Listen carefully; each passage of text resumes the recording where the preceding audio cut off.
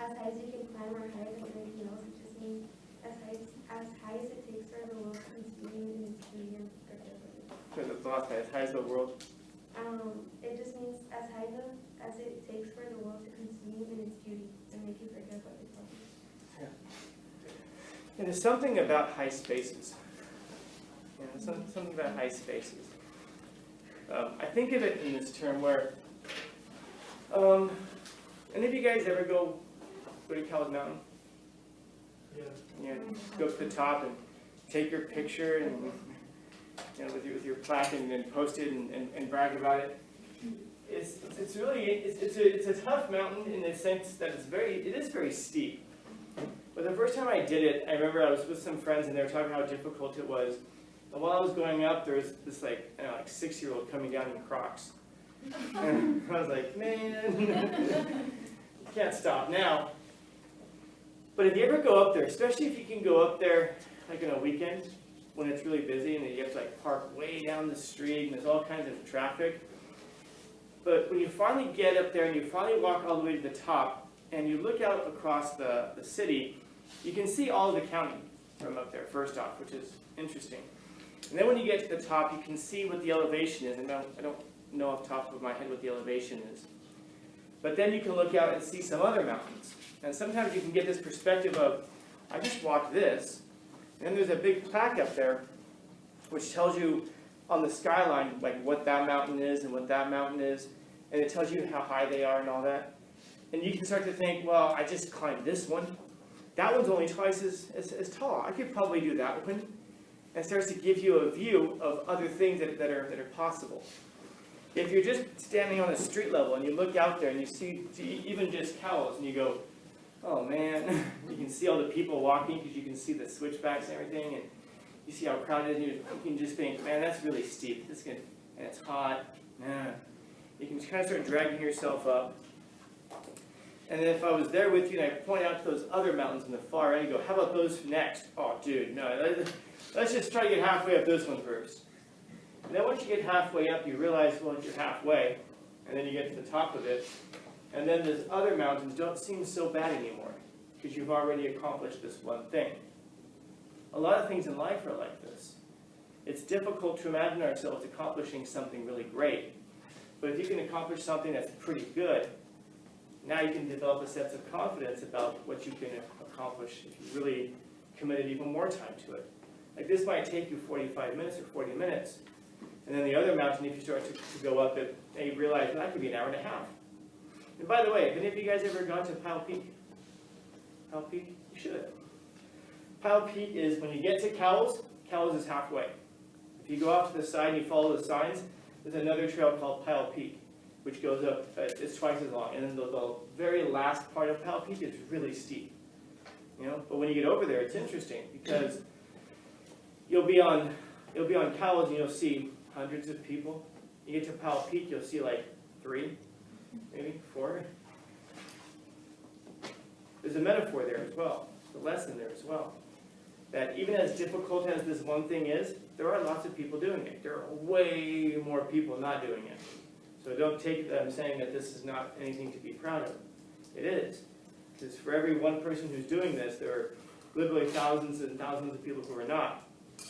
But then you realize that for every person who's doing this, there are literally hundreds who are not doing the next one, Pile Peak. And Pile Peak, it is more difficult. There's a lot of switchbacks. In other words, you go back and forth up the mountain a lot. And I don't think it's obviously not even as high as Cowles. So you actually go lower in elevation. But you get to see a different area of San Diego than what you normally see. Anyway, when you get to the top of this mountain, you can remember when you were parking and how you had to park way down the hill. And maybe even as you were driving in, there was some road construction. And it was warm, and so the cars were all trying to get out of this lane and to fight into this lane because the the road construction was coming up. And then again, you finally get there and you had to park and you had to walk all the way up. And then you get to the base and there's all kinds of people down there. But when you get to the top of all of it and you look down, it looks really peaceful.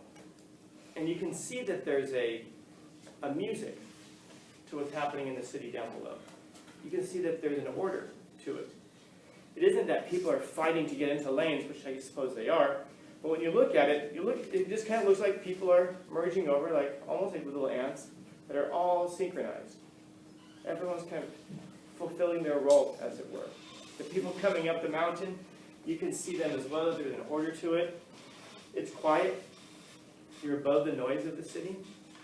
And so you're able to look down and realize, wow, I was in that chaos down here, but the chaos had a purpose, and it had an order. I just didn't realize it because I was in the middle of it.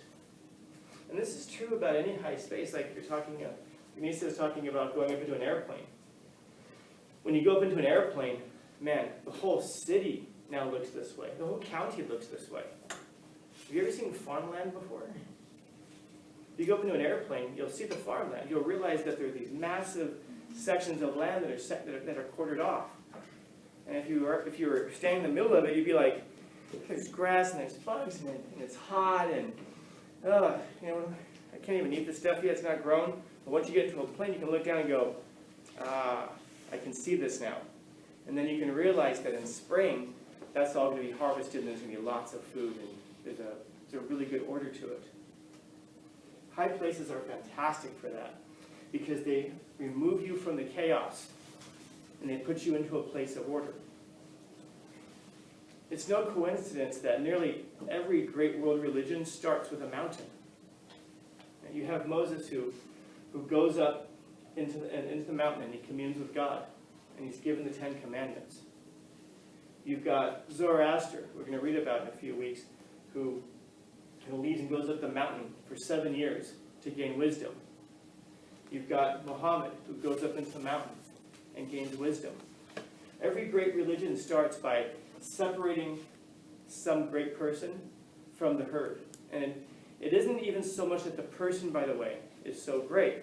In fact, what we find oftentimes is that the person is not great. They're just selected. And they're especially selected by the times. In other words, it's the right person at the right moment, the right place, right time, right all of that.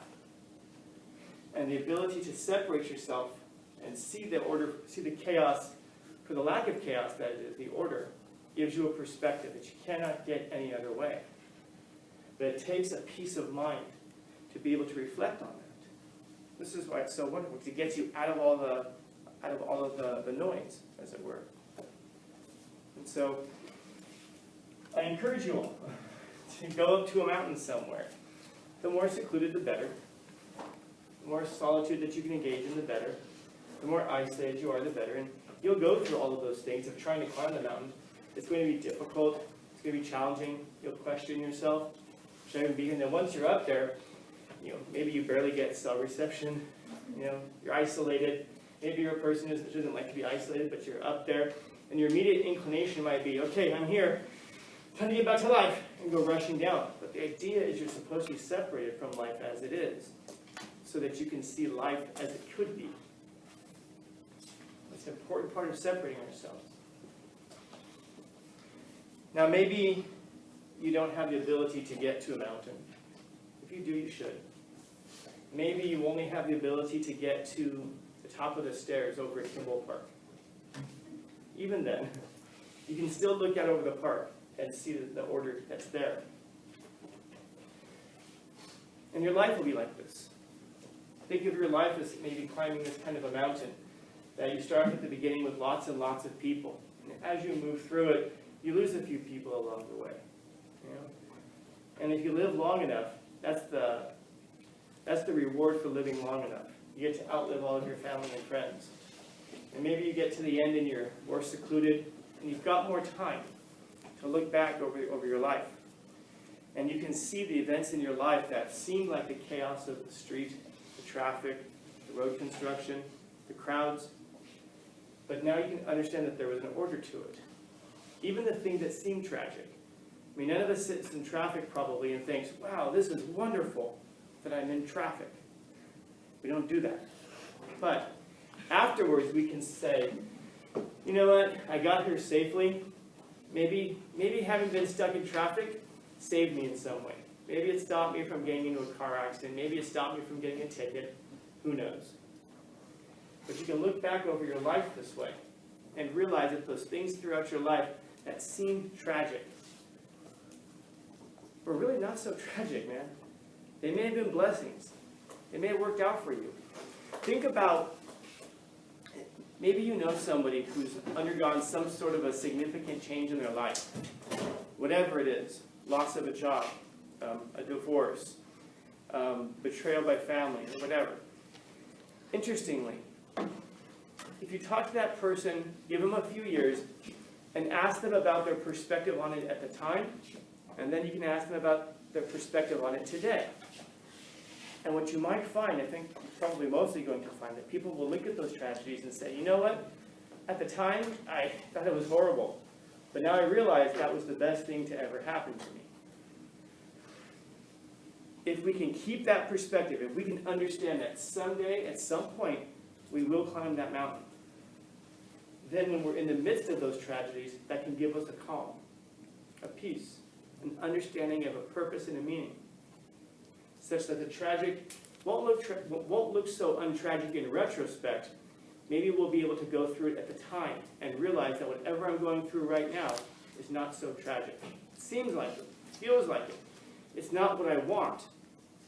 But remember, you can't always get the things that you want, but if you're very lucky, you can get the things that you need. And that might be the better thing for us to focus our energies towards.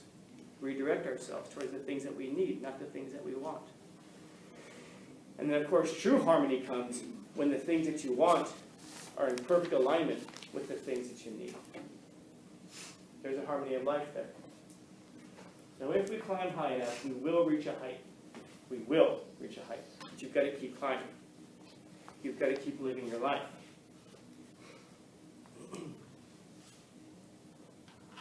We could talk about suicide that way.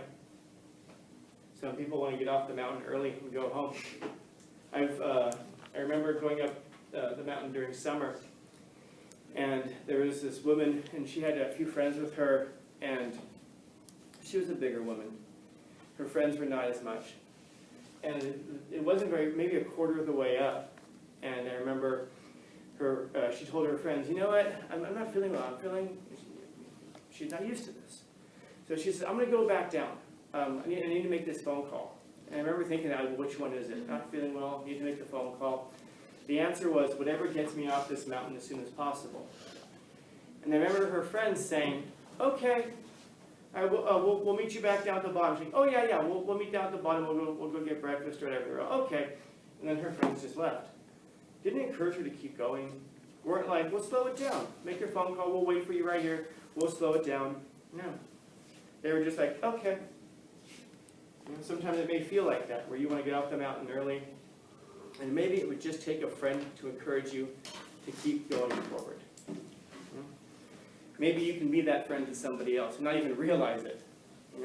Because everything is a metaphor. Everything is real. Everything also means something. Nothing is just the event that it is. So you have to keep climbing to get to the top. And to be able to look back and realize that the tragedy that you were going through at the time wasn't as tragic as you thought. In fact, it shaped you. And if we can go back to Nietzsche for just a second, hopefully you can say it in unison with him as a chorus. What doesn't kill me makes me stronger. Questions, comments, concerns, complaints, criticisms, critiques?